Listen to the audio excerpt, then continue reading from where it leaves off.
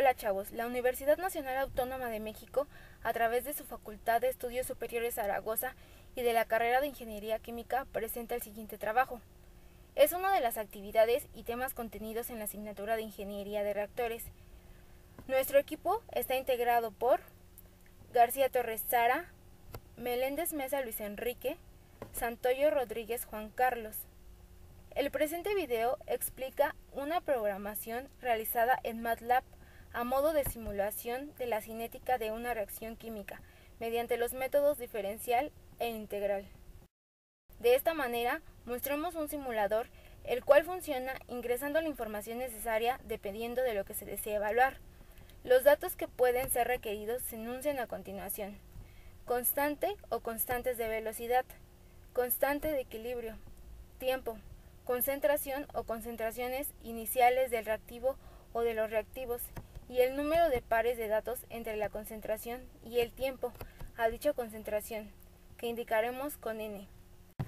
Y bien, inicialmente nuestro simulador pide que ingresemos el método con el que se desea calcular la cinética de una determinada reacción. Esto es, asignando el valor de 1 para método diferencial y el valor 2 para el método integral. Por ejemplo, si elegimos el método diferencial y tecleamos 1 y el menú emergente nos pide ingresar el orden de la reacción, 0 para orden 0, 1 para orden 1, 2 para orden 2 y 3 para orden 3. A manera de muestra, ingresamos 0 para algún orden de reacción y el simulador nos pide el número de pares de datos involucrados entre concentración y tiempo. Por ejemplo, 3, y el simulador comienza a pedir datos de concentración y tiempo hasta cubrir el número de datos indicados en el ejercicio, para que finalmente el simulador arroje el valor de la concentración de B, así como de su respectiva constante de velocidad de reacción. Lo mismo sucede para los restantes órdenes a través del método diferencial. Ahora, para el método integral, tecleamos 2 y el menú emergente pide ingresar el orden de reacción: 0 para orden 0, 1 para orden 1, 2 para orden 2 y 3 para orden 3.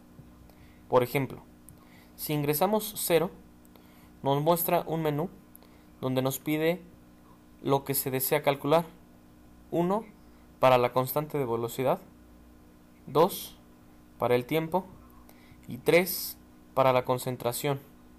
Si tecleamos 1, el simulador pedirá el número de pares de datos involucrados a manera de muestra.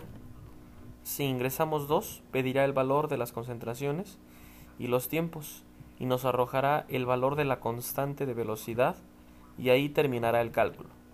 Si deseamos otro cálculo, debemos correr de nuevo el simulador, teniendo siempre en cuenta que en reacciones a partir de orden 1 se puede alcanzar el equilibrio.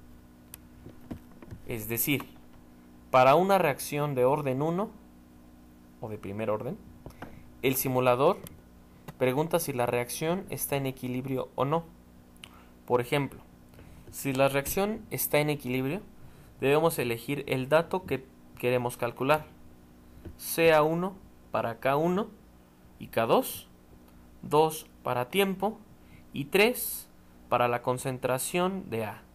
Por ejemplo, se desea calcular la K1 y K2. El simulador nos pedirá que ingresemos el dato de la constante de equilibrio, el valor de la constante de A en el equilibrio y posteriormente deberemos ingresar el número de par de datos involucrados. De esta manera, el simulador arrojará el dato de las dos constantes de velocidad, K1 y K2. Lo mismo se aplica para los demás órdenes de la reacción, si la reacción está en equilibrio. Para el método integral, Si la reacción no se encuentra en equilibrio, se teclea 2. El simulador pedirá que indiquemos si las concentraciones son iguales o no.